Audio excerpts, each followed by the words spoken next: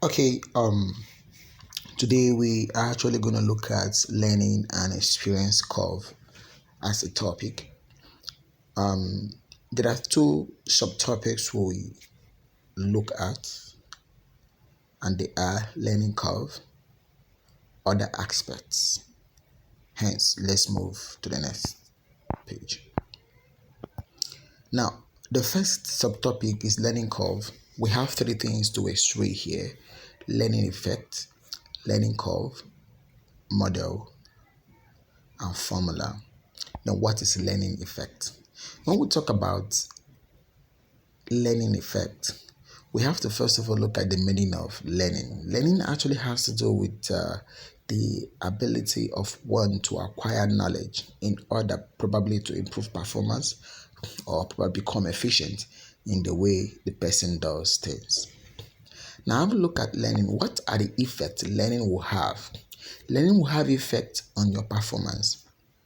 Not just performance, learning will also have effect on what you do oftentimes. On this note, then how do we get over all this since learning actually has effect? Now, learning becomes more effective where you do a repetitive work. For example, you work as an accountant in or as an auditor. Most often we work with Excel, and working with this Excel, you get to work with Excel every day. So imagine you are going to audit more than 50 companies in a year and you use Excel to do this work. By next year, using Excel again to audit company will be way much faster than the way you did the work last or previous year. So that is the effect learning will have on the work you do as a person.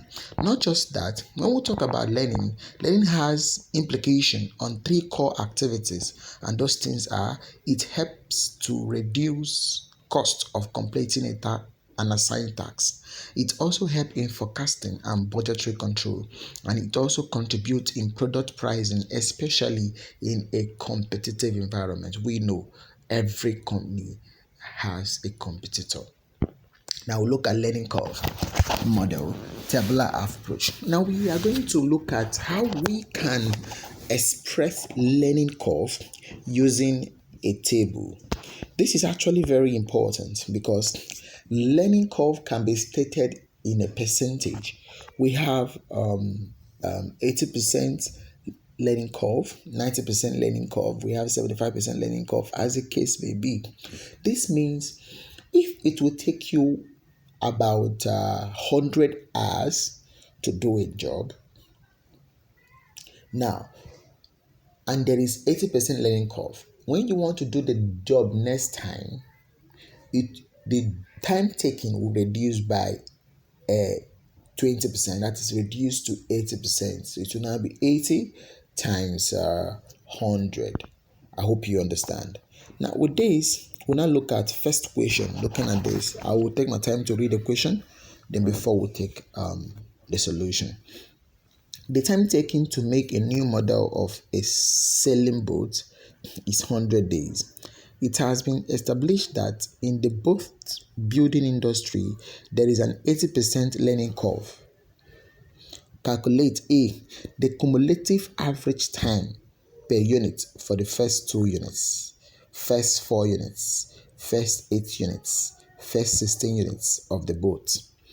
B, the total time required to make the first 2 units to 16 units, the additional time required to make the second unit, the third and fourth units, and so on. Now, this explanatory note will help you. So, you have a couple of 30 seconds. Okay, you have a couple of a minute to read these explanatory notes and digest the question. Then we'll continue.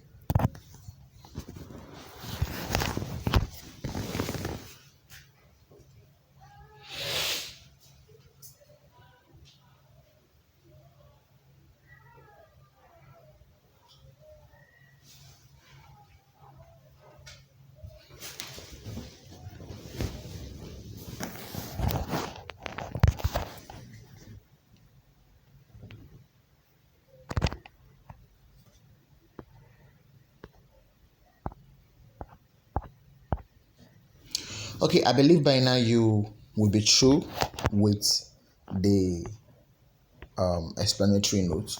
So we'll move on. Now look at the solution.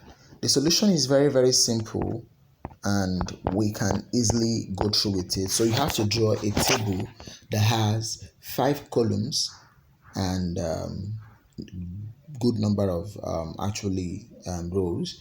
Now the first column is units. The second column is cumulative average time per unit, cumulative total time for all units, incremental time, average time for additional units. Now, to make 1 unit, it will take 100 hours. That was what we were told. So the cumulative total time of making 1 unit still remain 100. If you could remember your cumulative frequency, the first one you add it to the second one. So the first cumulative frequency will be the same with the first frequency. That is what applies here. So that is the cumulative average time is the same as cumulative total time because there is no preceding units to be made. Hope that is understood. So we'll move down to the incremental time. That is the same. So there's always no need for average because the average is gotten by saying incremental time divided by incremental units. So you can see there is no incremental time and there is no incremental units. Now we move down to if the product doubles. Now the concept of learning curve is saying that it can only be effective where the product doubles. Now, the product has doubled because we are now producing 2. To produce 2, the cumulative average time will reduce. How? We now have 100 times 80% of the learning curve. That will give us 80 hours.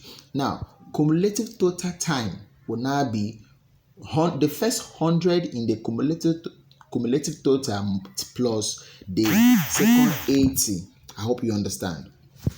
Now, we now come to incremental time. Incremental time will now be 160 minus 100. That is the first 100 there. The difference between the totals will give us 60. Now, what will now be our average time for additional units produced? The average time will now be the incremental time over incremental units. Incremental unit is 1 because it is 2. So 2 minus 1, it increased by 1. So divide 60 by 1, you have 60. So move down to 4. Now, why do we jump 3? 3, the product has not doubled. So for the product to double again will be 4, which is 2 times 2, 4. So now, what will now be the cumulative average time? The cumulative average time will now be 80 times 80%. 80 times 80%. That will give us 64. That was how we got 64. Now, average time, as usual, will now be 160 plus 64. I hope you understand now. That will give us 224. 160 times 64. No. The accumulated total time will be 256, which is 64 times 4. That will give us 256.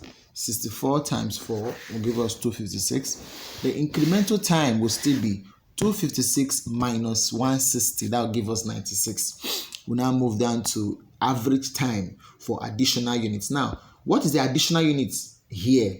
The succeeding, we produce 4. So the unit we produce before 4 is 2. So the additional unit is what? 2. So the incremental cost here is 96. You know how it was gotten. So minus, divide 96 by 2, it will give you 48. That is now our average time for additional units. You now do that for 8. Now for 8 units, how do we get 8? The product will double again. It will now be 4 times 2, which is what? 8. So that's how we got this. Are you there? Now, what is now the cumulative time? So the cumulative time will now be 64 times 80. That will give you 51.2. Now, how do we get our cumulative total time? Will now be 51.2 times 8. That will give us 409.6 hours. Are you there? Now, having gotten this is simple, we'll now get our incremental time. Incremental time will now be 409.6 minus 256. That will give us 156. Are you there? So to get our average time for additional units, the additional units is 4, which is 8 minus 4, 4. So divide 153.6 by 4, you have 38.4. Now, your own assignment is to do that of 16 units. I hope that is understood. With this well said, we have the workings. It's well explanatory. So you can take your time to go through the workings. In fact, with the voice note I've given, I believe everything is actually well explained, so you don't even need to bother about the work. You can read through again to help you in understanding what we are talking about. So on this note, we'll move down to practice question 2. Now, practice question 2 says, the first unit of a new model of machine took 1,600 hours to make. A 90% learning curve applies. How much time would it take to make the first 32 units of this machine? Calculate, they now told us, for 2 units, for 4 units, for 8 units, and for 16 units. Now, B, the total time to make 2 units, 4 units, 8 units, 16 units. C, the additional time to make the second unit, the third unit, the fourth unit, the 5th to 8th units, and the 9th to 16th unit. An average time required to make the second unit, the third and fourth units, the 5th to 8th, and 9th to 16th units. So we have a solution. Using the tabular form as usual, we have 5 columns, the units column, the cumulative average time per unit, the cumulative total time, the incremental time, the average time for additional units. That said, we'll now move down to the first unit. The first unit to be produced is 1. They said it will take us 1,600 hours to produce one model. So all of them will be the same. So you earn your mark without even doing anything. Now, the technicality starts in the second unit. Now, the second unit, for us to produce a second unit, it must double. So for it to double, it will now become 2. 1 times 2. Hope you understand. Good. Now, how do we get the cumulative average time? You now take the first time, which is 1/6 times 90%. That will give us 1,440 hours. Now, how do you get your cumulative total time? You now say 1,440 hours times 2 will give you 288 hours. The workings are there for you. So you can see it's simple. I made it simpler here, to quell your inquisitiveness on how all these were gotten. Are you there?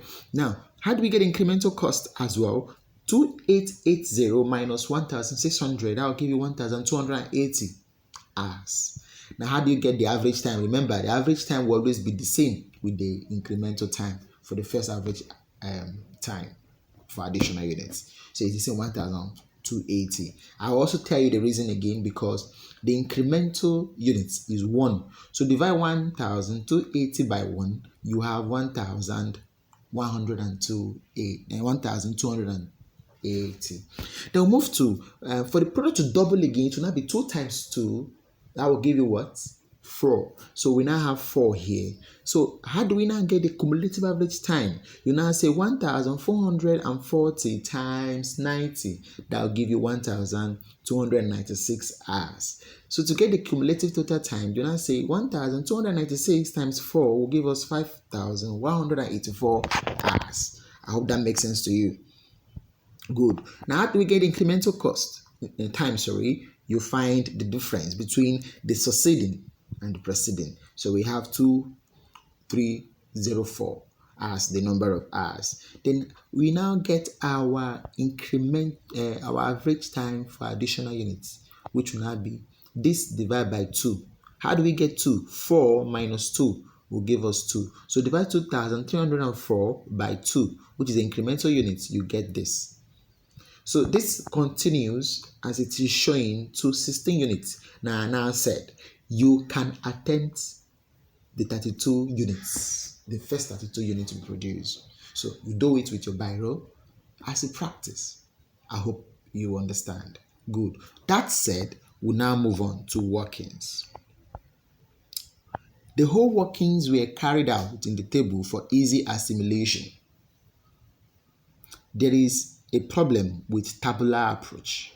It is virtually impossible to determine the average time for additional units when the product has not doubled.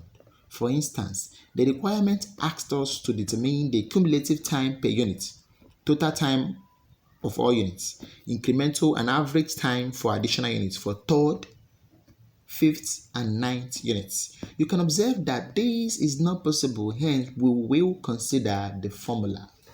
So you see, there is a limitation to how the tabular approach can provide the solution.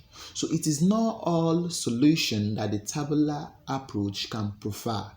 Hence, we will look at the formula approach. The formula approach seems to be way much better than the tabular approach, because the limitations of the tabular approach are now taken care of by the formula approach. You would appreciate it. The formula is very simple, is an equation, more or less a linear equation that is a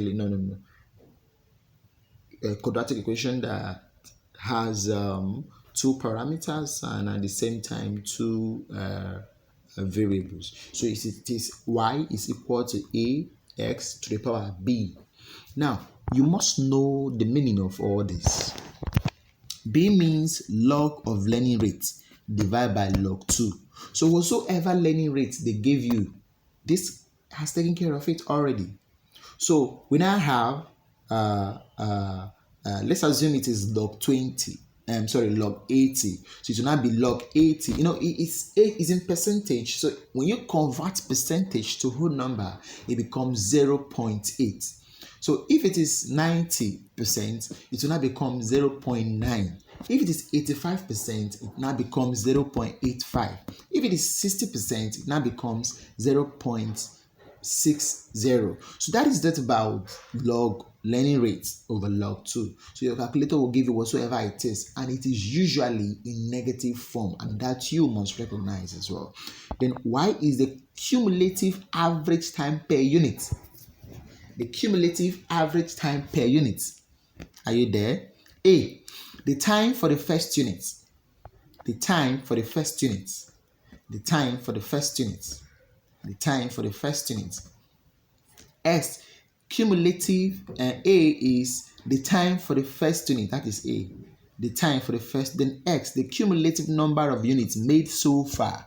So now this can now help us to get the third units. The third cumulative unit, the fourth cumulative unit, the fifth cumulative unit, the seventh cumulative unit, the ninth cumulative unit, the 12th cumulative unit. But the tabular form cannot give us 12 because the product hasn't doubled. I hope you understand. So the formula can help us get the units that has not doubled. So we now look at practice question 3. Using the first practice question, recall that it takes 100 days to make one boat. It has been observed that the learning rate is 80% in the boat building industry. Required, determine the cumulative average time per unit for second, third, fourth, fifth, sixth, and eighth units, as the case may be. So we now have a solution. So you now have the formula will be used, which is y is equal to ax to the power b. So computation of cumulative average time per unit for 2 units. So our A is 100. Our S is 2. And our B is minus 0.23 minus 0.3219. Use what I told you to get it, which is log 0.8 divided by log 2. That will give you the B. So with your calculator, it will give us 80. You see, which is the same with the tabular form. Now, computation of cumulative average time per unit for third units. So our x becomes 3. So you impute, you have 70. And you see the table did not give us this. So the formula can come in to cushion the weaknesses of our tabular form. So that said, you have the observation. So we'll move down to other aspects. The other aspect is a second subtopic under learning curve. Now, other aspects, we're going to look at some theoretical background of learning curve. Now, remember, in ICANN examination preparation, you can't succeed without properly endowing on yourself the theoretical background of each and every of the 31 topics in performance management. So, as you are trying to acquire the skill in computations, we are also trying to enrich your knowledge with the theoretical background of each and every topics. That is what we do here in ClickCloud. Now we have graphs. The learning curve can be represented in a graph. You see, one, we can use graph to represent the cumulative average time per unit, and that falls. That is why the graph is like this. The graph is downward sloping and asymptotic to x-axis. I hope you understand. That is the first graph you're looking on the screen. It is downward sloping and asymptotic to x-axis. So it slows down continuously up to the time it gets to the steady state where it can no longer fall or drop. In that regard, we say it is now asymptotic to the x-axis. That means it is closer to the x-axis but never touches the x-axis, as the case may be. So that is for the cumulative average time per unit. Now, the second graph is cumulative total cost. The cumulative total cost is upward sloping. It keeps on increasing but at a decreasing rate. It keeps on increasing but at a decreasing rate. Up to a point it will get to its climax where it can no longer increase, as the case may be. Now, that is just about the graphical explanation of learning curve. You might be asked in the examination to represent the learning curve effect you've computed above using graph. So you must be able to do this. That is that for that. So we have now conditions for learning curve to apply. What are the conditions? There are just 3 that are identified. 1, the time taken to complete a task must not be long. And again, the labor turnover rate must not be high too. Some recruiters in the HR believes you can always sack and hire. No, in as much as you keep on sacking people, that is how the learning curve effect of your company keep on decreasing, as the case may be. So we now have the second one. The activity must be labor intensive and repetitive in nature. 3, there must be no change in production technique. There must be no change in production technique, as the case may be. So we now have 3 implications of learning curve. 1, there is reduction in time taken to produce a product. The entity can embark on competitive pricing and quotation. The entity can be able to forecast or prepare a reliable budget. So the last one, there is problems with applications of learning curve theory. One is it may be difficult to accurately measure the learning rate. 2, rarely you see a manufacturing process that is labor intensive recently. It's not feasible in practice. Most production systems are now mechanized.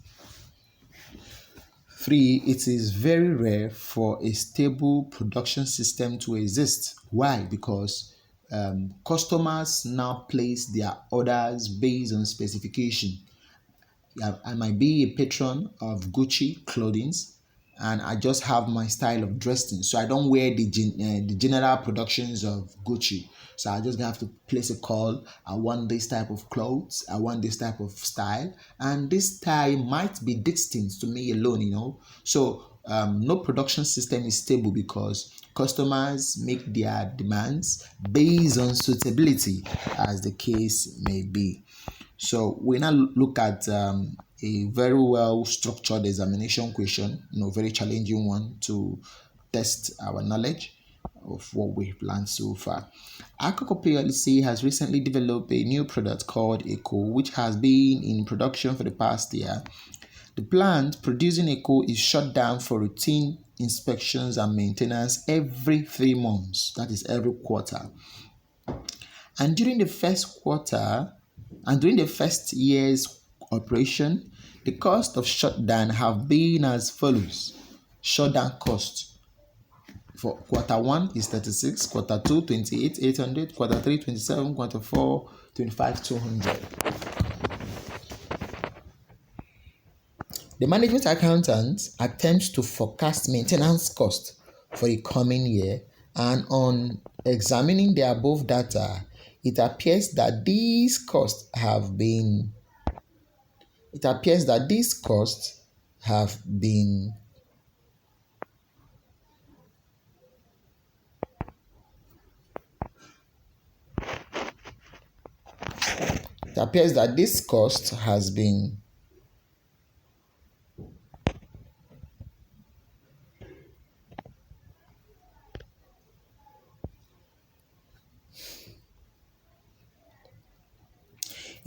that this cost has been steadily decreasing. The plant engineers have suggested that this is probably due to the fact that the maintenance engineers are becoming more used to the procedures involved, and also the fact that the plant itself is gradually settling down after initial operation problem.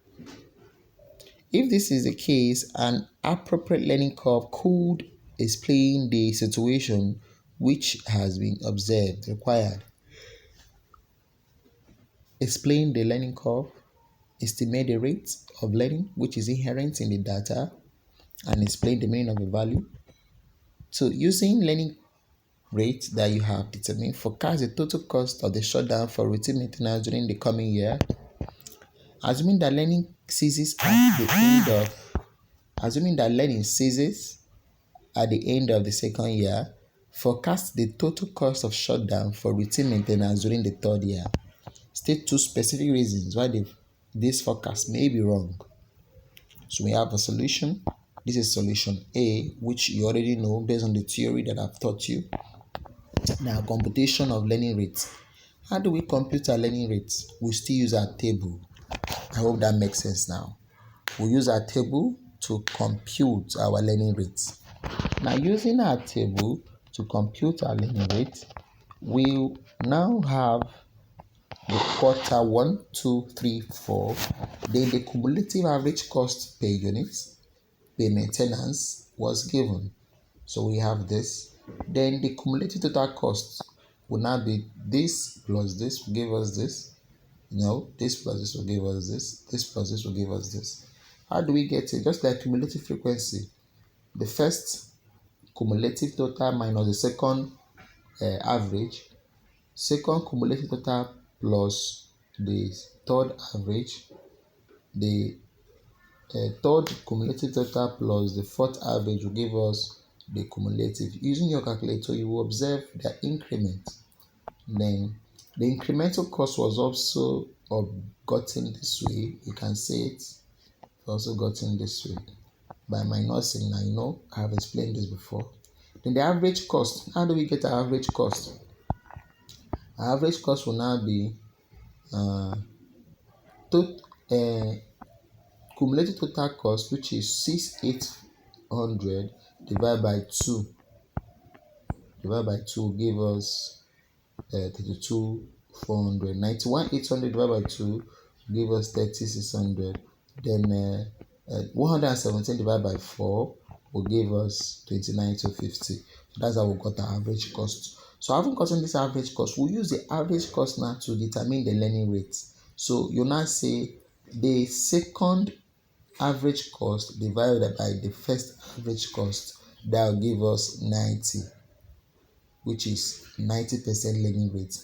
You can also cross check by saying the fourth average cost divided by the fourth average cost divided by the second average cost will still give us 90.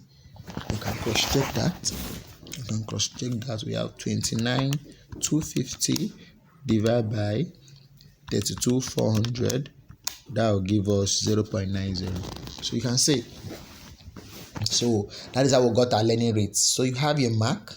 Then C, we'll now look at C. C says computation of forecasted total cost for the second year. Now, how do we do that? Remember, the first year has 4 quarters. So second year will now have 8 quarters cumulatively. Sure, you know. So since the last quarter is the 8th quarter, we can forecast the cumulative average cost of the 8th quarter. So we now use a formula. A is 36,000. Then X is 8. B now you already know. So we now have 26,245. So the cumulative average cost of the 8th quarter is 26,247. Therefore, the cumulative average cost for the 8th quarter is this. You've seen it. Then we can now get our cumulative total cost. So multiply this by 8. That will give us the cumulative total cost. Now the question said, compute the total cost for the second year alone. Since we've gotten the cumulative cost for the 8th quarter minus the cumulative total cost of the first year, which is 117,000. So the cumulative total cost for the 4th quarter is 117. So now have this minus this minus this, you have what we need. Then I think